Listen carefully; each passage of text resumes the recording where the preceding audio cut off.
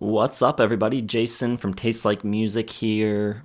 If you're new to the channel, I've never seen one of our videos before. Normally, there's three of us here, my friends Joe and Kramzer, and we talk about music all the time. We're always ranking various discographies, digging into best of certain years, reviewing new music, all kinds of stuff like that. What has been happening this past week specifically is 1982 week. We did a big deep dive on the year, spent a couple months listening to as many records as we could from the year, and then we convened and revealed each of our top 25 albums and top 25 songs. So these deep dives are super fun for us, probably my favorite thing to do on the channel, but the thing that makes them even better is our community on Patreon and on Discord. So if you like deep diving years like this, I would strongly encourage you to check out our Patreon. For only $1 a month, you can get onto the Discord.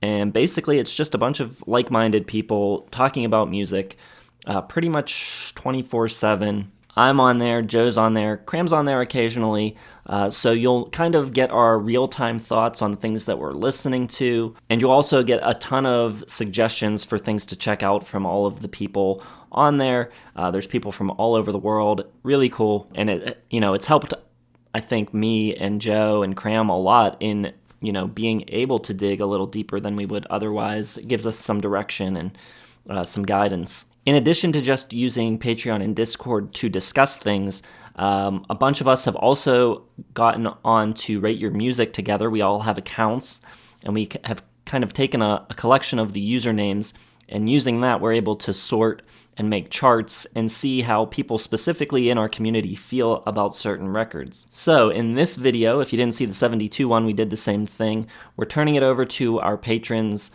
and letting them talk about the top 10 albums from our 1982 Rate Your Music chart. So these are the 10 favorite albums of 1982 according to our community. If you haven't seen the first three videos, I may be giving some spoilers here as far as what appeared in our list, so go check those out first.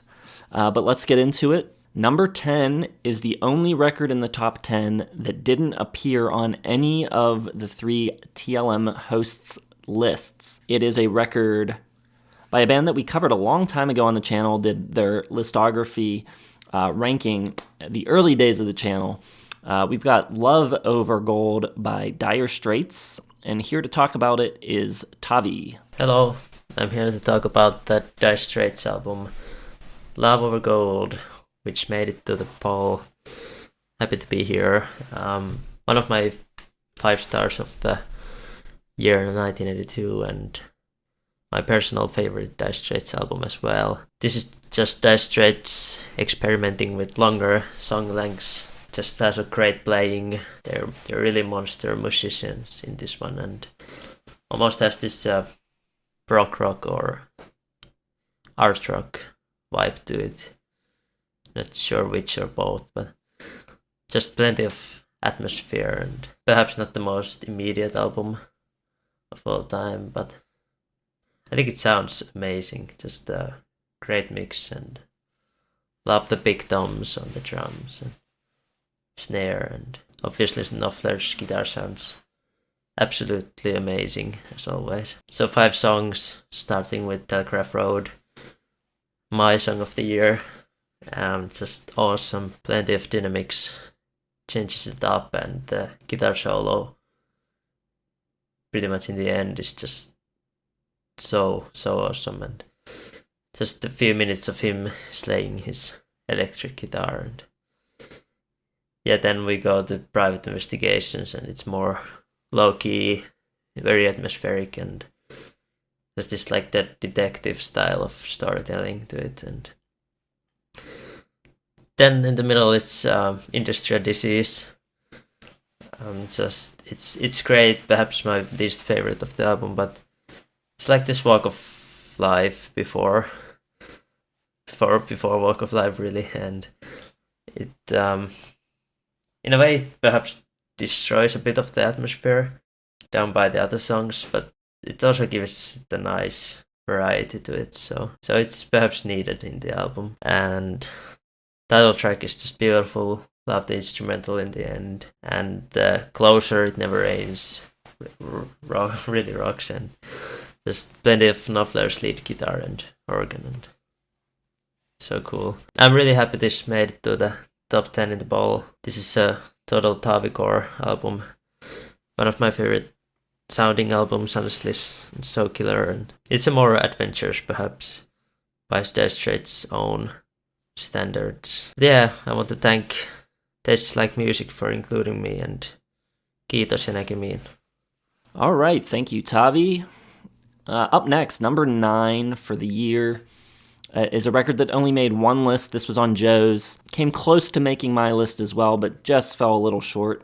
It is Rio by Duran Duran, and here to talk about it is Paul.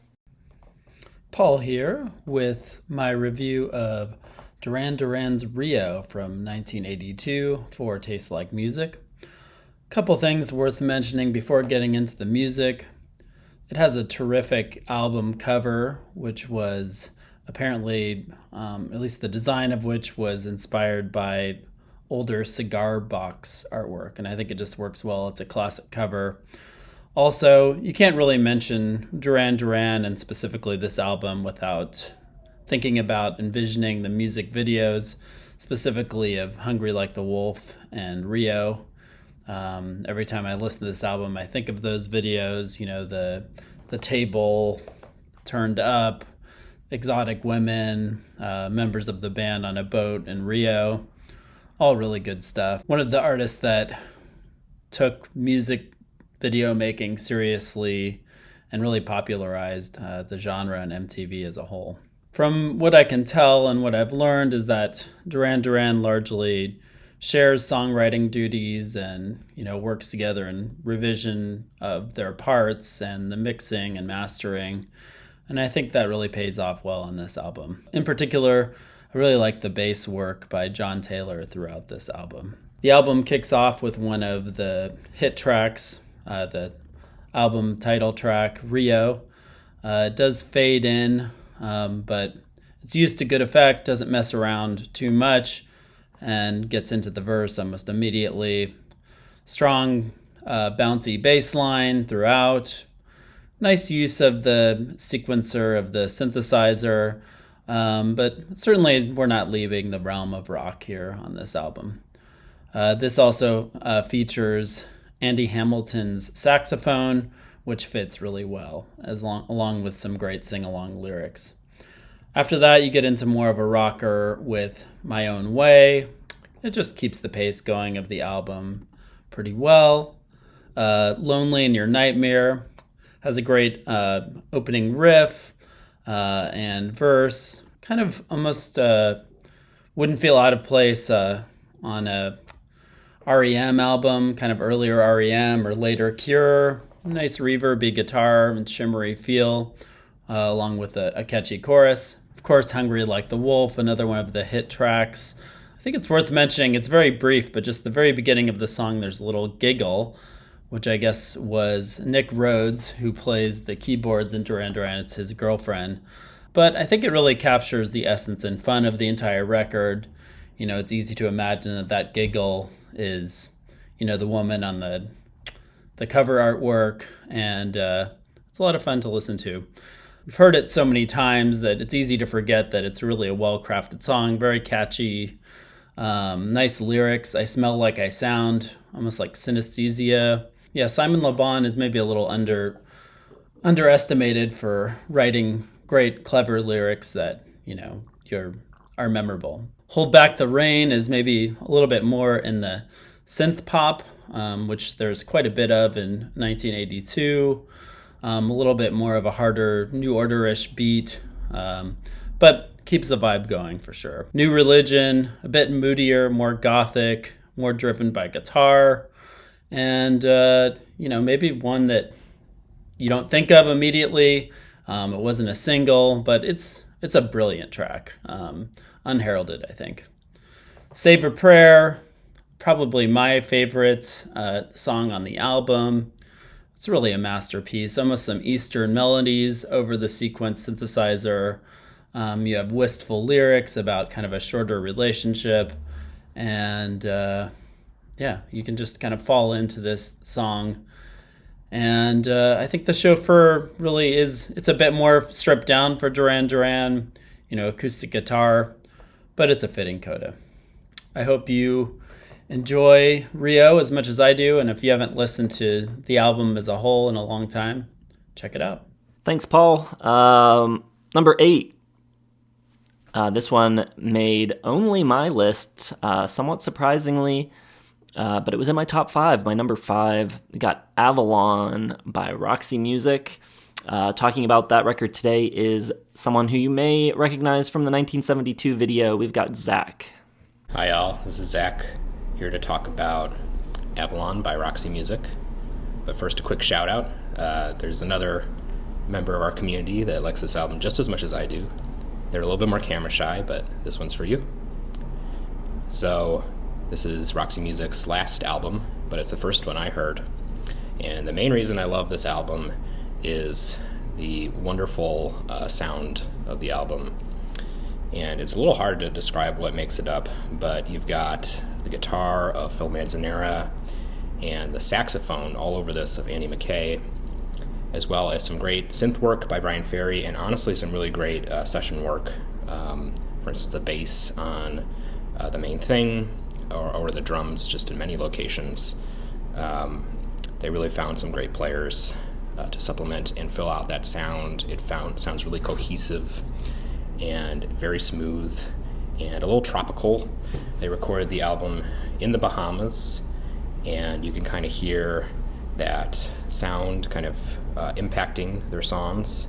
They even found a singer there named Yannick Etienne, and she sings on the title track, and it is absolutely gorgeous. Just a joy to listen to her sing. So they did a really good job of incorporating all these sounds into the album. But despite the tropical feel, really the main thing you get away from this is it just has a really dark and haunting character to it. And a lot of that is made by Brian Ferry's lead vocal performance. He just sounds so dark and romantic and sultry and just really sexy. And the whole time he just kind of is playing this character, and you don't know whether his intentions are good or bad, and he kind of walks the line, and it's just delicious. I love hearing him sing this whole album long. He kind of keeps the same persona, and I just love it. And when you combine that with just the amazing sound of this album, a good example of that sound it's got to be on the track Take a Chance With Me. The intro starting with a little guitar, and then you've got some heavy drums and some synths kind of flying around, and the saxophone kind of all over it all, and it creates this really dark, slightly unsettling, but still kind of enticing atmosphere. And it serves as a great prelude to a later part of the track that's a little faster, where Brian Ferry kind of takes over with his devilish, romantic liaisons or whatever he's singing about, and it's just tremendous. So I think a lot of people, associate Roxy with their earlier stuff, which is a little bit more glammy, and that's great too. I love it. I, personally, because I discovered this one first, I think it's still the sound I most associate Roxy with. They were kind of pushing this direction, starting with Manifesto, and, even though this is not as glammy as their early stuff, I really think that this, on its own terms, is a masterpiece. It's just one of my favorite things to listen to and turn on pretty much whenever, and I encourage you to check it out. All right, thanks, Zach. Number 7, we've got a record that made both Joe and Kram's list, was higher on Kram's. We've got 1999 by Prince, and here to tell you about that one is Rupert. Greetings. I'm just going to show you my album of the year. This one is my album of the year because I think it's comfortably the best one put out that year. Even better than Thriller. This, every song on here is dynamite, I think, and there's 4 sides of it, so you got twice as much good music as any other album put out that same year. It's got the best musicianship on it, because Prince, he plays everything and he blows everyone out of the water because he's the best.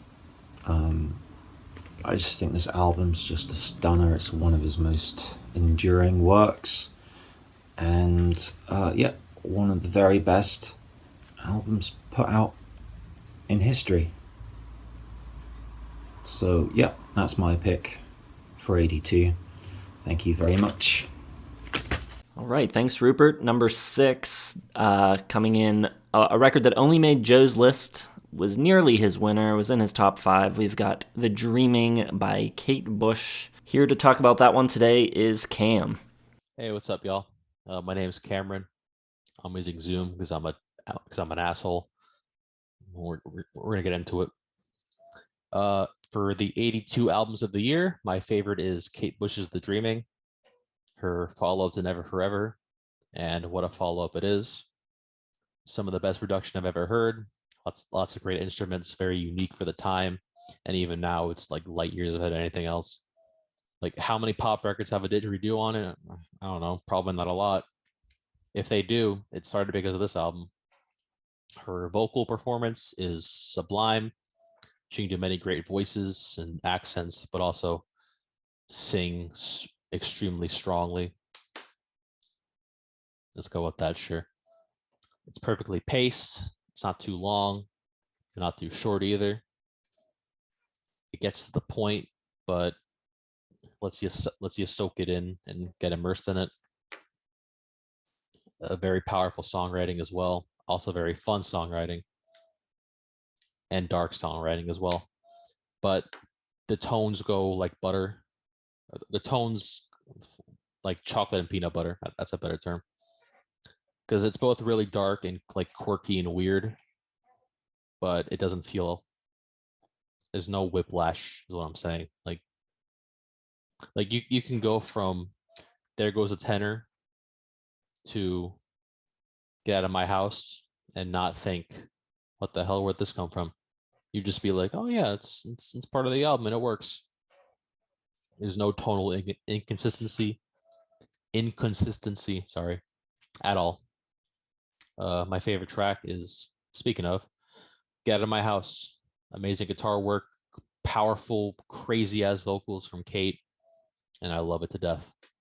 Other great tracks are the title track, The Dreaming, and There Goes a Tenor.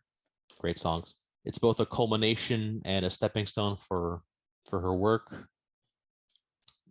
It's pretty influential. It's got that really, I guess, popular at the time dark 80s sound that, from like 79 to 82, let's say 83 maybe, that unfortunately was dropped, and that makes me sad, but hey, what can you do? But yeah, great production, great singing. I love it so much. It's a great album, and it's my favorite of the year. All right, thanks, Cam. Into the community top 5 now. This one only appeared on Kramzer's list. It is Pornography by The Cure, and this guy called dibs on this record months ago. Here to talk about The Cure is Rich. All right, so Pornography is my favorite album of the year. It beats out my all-time favorite Rush album, Signals. It's actually one of my favorite albums of all time. I've been in love with this album since I was a teen in the 80s. Um, it's a quintessential goth rock, depression rock masterpiece. It's so dark, bleak, and depressing, yet strangely beautiful. Um, Representing the band today, Smith, Gallup, and Tolhurst, the classic lineup. Just a trio on this album. And I absolutely love the album cover, if you can see it here. It looks like demons coming through a portal from hell. Maybe my all-time favorite album cover. Really cool. The songs are supremely atmospheric and sometimes claustrophobic, with tribal bass heavy drums and guitars that range from moody to freaky and disturbingly hallucinatory. I think they're some of the heaviest sounding drums ever committed to tape. The lyrics are eerie and cryptic. Lead singer, guitarist, and Cure mastermind Robert Smith sounds great on this album, although he's admittedly an acquired taste for some. Smith has said that while he appreciates eroticism, he abhors pornography, which in this light is miserable and ugly and an appropriate title for this album.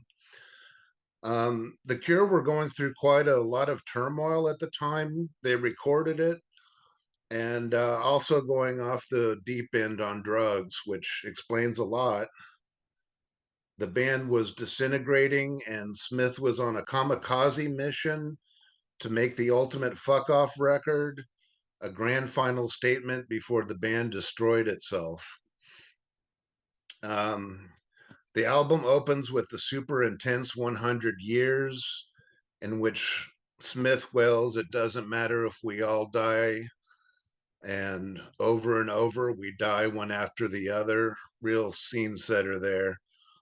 Um, then you get the supremely gloomy A Short Term Effect with trippy and strange guitar effects and vocal manipulations. And I love how the beat slightly slows down 30 seconds into the song, sort of like a drug taking effect. Then comes The Hanging Garden with relentlessly pounding drums, frantic bass, and spiraling guitars. It's a gorgeously gloomy song and worthy single. The figurehead sounds a lot like Being Depressed to me, with lines like "Please let me sleep" and "Too many secrets, too many lies, writhing with hatred. Too many secrets, please make it good tonight. But the same image haunts me in sequence, despair of time.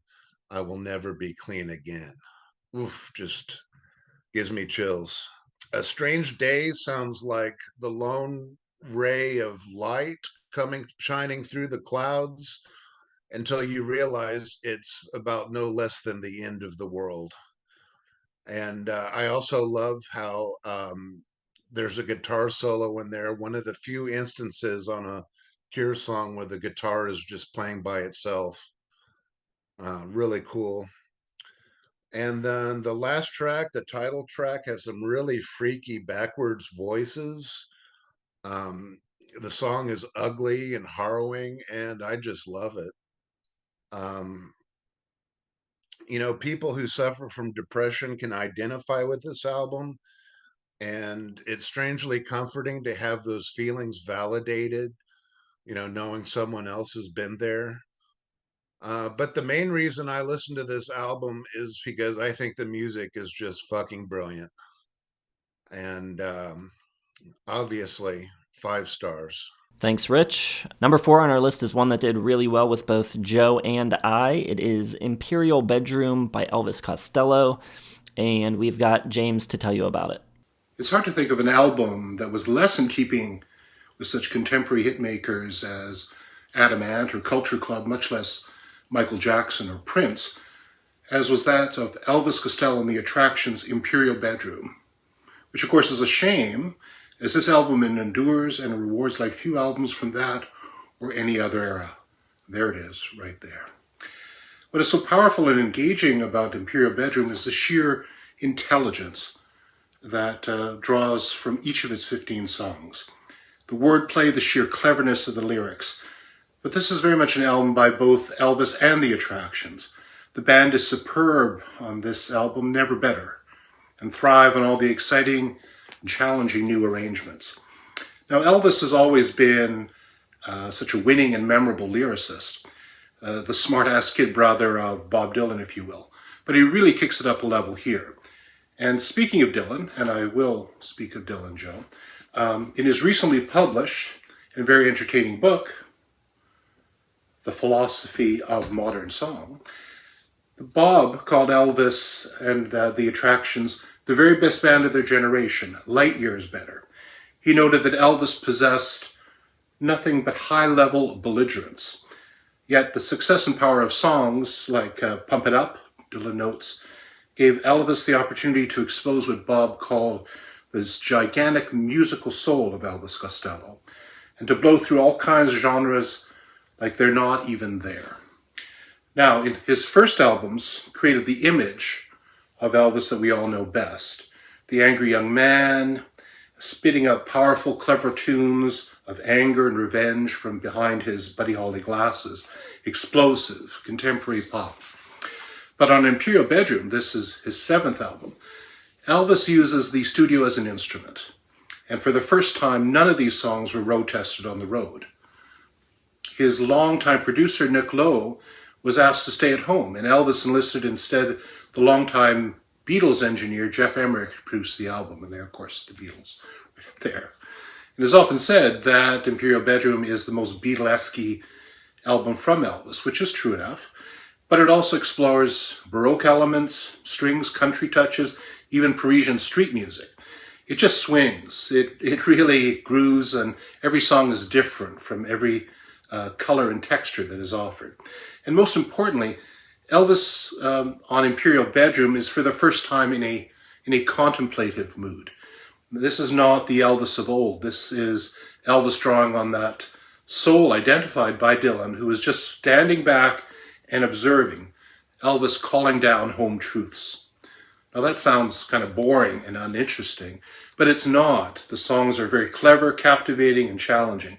And songs such as Tears Before Bedtime and In Every Home ask the nagging, timeless question, is this relationship really worth it? And if things get too heavy, check out grabbers like The Loved Ones or Little Savages, and my favorite from the album, the terrific Shabby Doll, to keep the energy up and the blood flowing. But it is on the fantastic Man Out of Time and in the album closer, Town Crier, where Elvis best displays his gift for telling couplets, offering the following, for example, I'll quote, "Other boys use the splendor of their trembling lip. They're so teddy bear tender and tragically hip." And rumor has it that a young band from Kingston, Ontario, here in Canada, who were casting about for a name, heard that line and were inspired. And of course, the rest is history. Imperial Bedroom is a tremendous achievement and one that delivers more and more on repeat listens.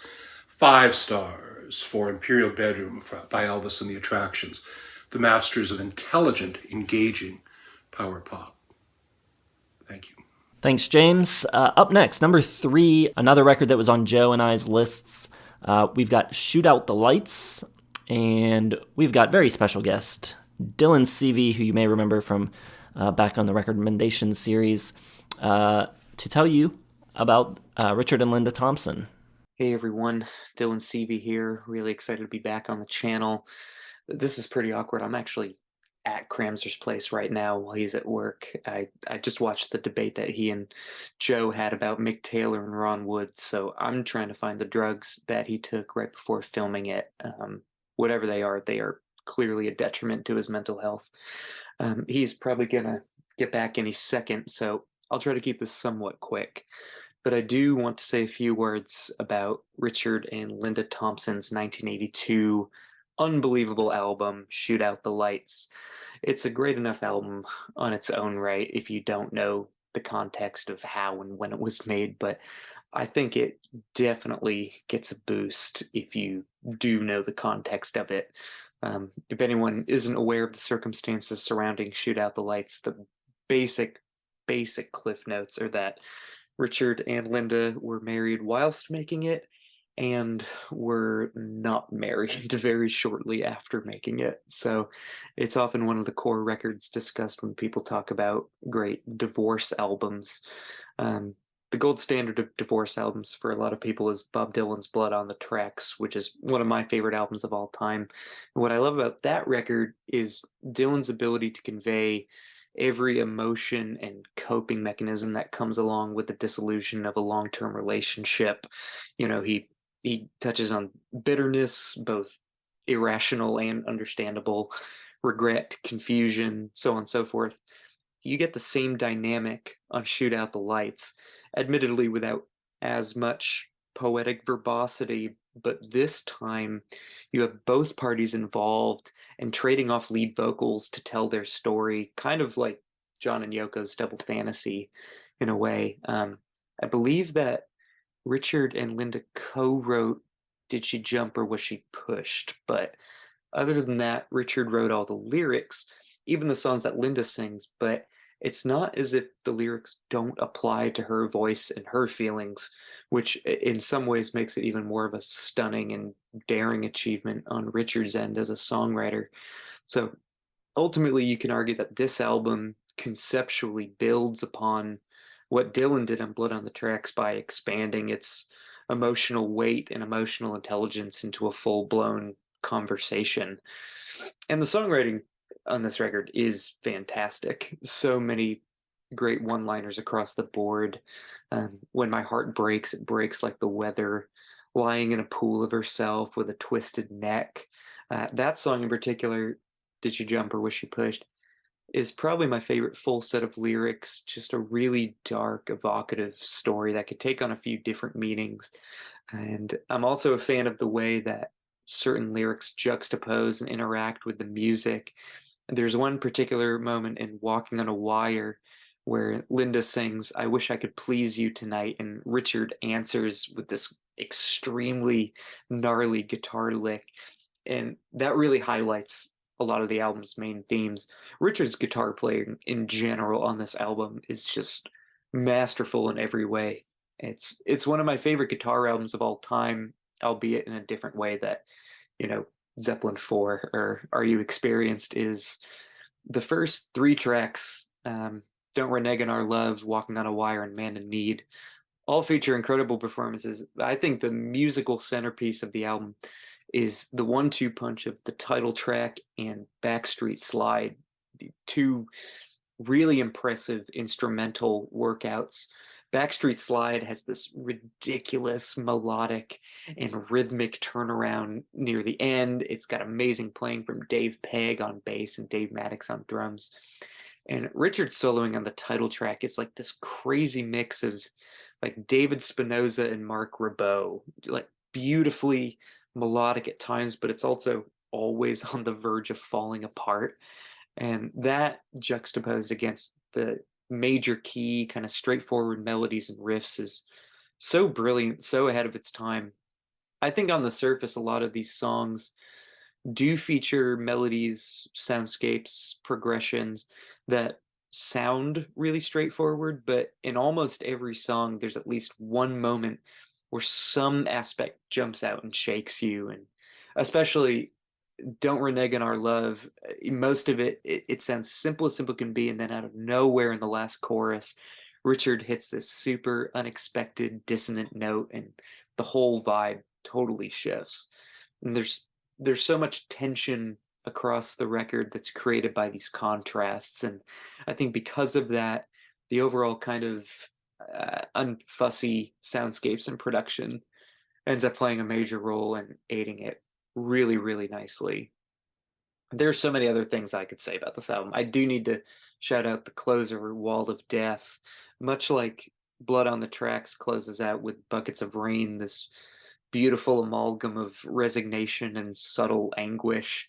This album closes out with the one true duet between Richard and Linda, these two wanting lovers joining together in desperation to sing Let Me Ride on the Wall of Death one more time.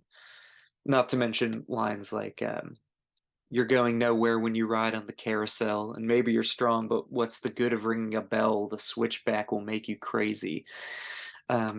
It's an album that I enjoy more and more every single time that I go back to it. I probably can't say this for certain because I haven't done nearly enough of a deep dive, but from what I do know, what I can see, I'm ultimately with Jason and not totally in love with 1982 as a whole. My number one from 1982 is definitely Nebraska. This album coming a very close, respectable second. Both 4.5 stars from me, but 4.5 stars is great. It's really great, and that half star is ultimately just me checking my own imperfect gauge of enjoyment. It has nothing to do with any technical or conceptual faults because there are absolutely none on this album. So that's Shoot Out the Lights. Thanks again for letting me come on, guys. I really got to get out of here soon. Cram is going to kill me if he walks in. Bye. Thanks, Dylan. Hope you make it out in time. Number 2, we've got The Number of the Beast by Iron Maiden. And to tell you about that one is Miroslav. Hi everyone, first of all I want to thank Jason, Joe and Kramzer for giving me the opportunity to talk about this bad boy, Iron Maiden, The Number of the Beast, released in 1982. And I was pleasantly surprised to see this album this high on our community list, so thank you for that as well. We have a great community here at Taste Like Music. This album is considered a classic for a reason. It's my favorite album from 1982, easy 5 stars. And it's my second favorite Iron Maiden record, the first one being Seventh Son of a Seventh Son, but this one is very close. I love it, I love every second of it. Some tracks, maybe like Gangland and Invaders, are not as good as the rest of the track list, but they're still pretty decent.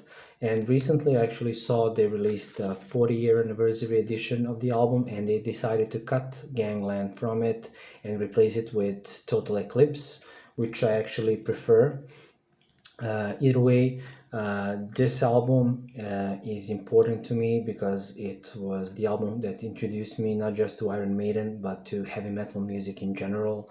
The first heavy metal song I heard in my life was The Number of the Beast, and which I loved and still love. The album is also the first album with new singer Bruce Dickinson, who sounds amazing, especially on the closing track and the first true Iron Maiden epic, Hallowed Be Thy Name. I love his vocal performance on that song, and I actually love more the live version of that song from the same year at Hammersmith. You can go and check it out. I think they released that one as well recently, re-released. The album was produced by Martin Birch, who will go on and produce a couple of more classic Iron Maiden records from the 80s. And he produced one of my favorite Black Sabbath records, Heaven and Hell, which is something for maybe a different video. Either way, the album is considered by many one of the best heavy metal albums of all time, rightfully so. There are some great tracks on it, some classics like The Number of the Beast, Run to the Hills, Hallowed Be Thy Name, Children of the Damned. The Prisoner is a deep cut that I love, and it's a pretty catchy song, and I actually heard it live a couple of years ago and sounded amazing. 22 Acacia Avenue, also great track. So I believe that anyone could find something to enjoy from this album. I mean, you don't have to be a metal fan to like it. It's pretty accessible, I believe. And if you haven't heard it already, please do. So Iron Maiden, Number of the Beast, 5 stars. Thank you. Thanks, Miroslav. Number one, though, shouldn't be too much of a surprise here. It's one of only 2 records that made all 3 of our lists. You know, if people are going to come to any sort of consensus on any record in 1982, it's probably this one. Hard to say much bad about it. It's Thriller by Michael Jackson, and Nick is going to tell you all about it. So, how to talk about Michael Jackson's Thriller, the best-selling album of all time with an estimated 70 million sold worldwide that also had 7 of its 9 songs as singles. Somehow I actually didn't come around to hearing it in full until late 2009, a few months after his death, but in the mid to late 90s I was definitely very familiar with his classic music videos from watching and taping MTV and VH1 at the time. The videos for the title track, Beat It, and Billie Jean undeniably had a lot to do with the album's massive success, with Billie Jean introducing the moonwalk, and Thriller being a 14-minute mini horror movie with a choreographed zombie dance routine. But those songs still definitely hold up perfectly on their own, even without the visuals. The title track has an unstoppable enough groove that makes even a Vincent Price spoken word cameo work way better than it should. Billie Jean has one of the best bass lines of all time, in addition to being the first and best of the MJ songs that lean towards the paranoia theme. And Beat It majorly satisfies the hard rock fan in me with its Eddie Van Halen guitar solo, street tough atmosphere, and super catchy riffs from Steve Lukather of Toto fame. Steve Lukather also makes his presence felt in the smooth ballad Human Nature, a song Miles Davis even liked enough to cover a few years later. I Want to Be Starting Something with its infectious chants and vocal gymnastics is also a great opener, and one of the 2 non-singles, Baby Be Mine, I think could have also been a hit on a less stacked album. It's another great dance floor groove to go along with PYT, another backing vocal chant extravaganza. Michael himself is in top form vocally throughout. The production from Quincy Jones stands the test of 40 years, and the overall style hits this nice sweet spot between pop, rock, funk, and R&B that allows it to appeal to a super wide audience. So yeah, it's a pretty darn good enough album to overcome the girl's mind being one of the worst lead single choices of all time. A decent song, but Michael could have picked someone else to fight over a girl with rather than the happily married Paul McCartney, right? All right, thanks, Nick. Thanks, everybody, for participating. Again, if you want to become a part of this community, check out our Patreon. The link is in the video description. And it's really not only about liking the TLM hosts and liking the channel. It's really about the community and everybody else there. I think, if you like discovering new music and old music that you've never heard of before, and just talking to people about whatever crazy opinions you might have on various records, I don't think there's a better place on the internet to do it than on our Discord. Consider checking it out. Thanks for watching. Let us know what your favorite albums of 1982 are down in the comments. Make sure you hit the like button and subscribe, and we'll see you in the next one.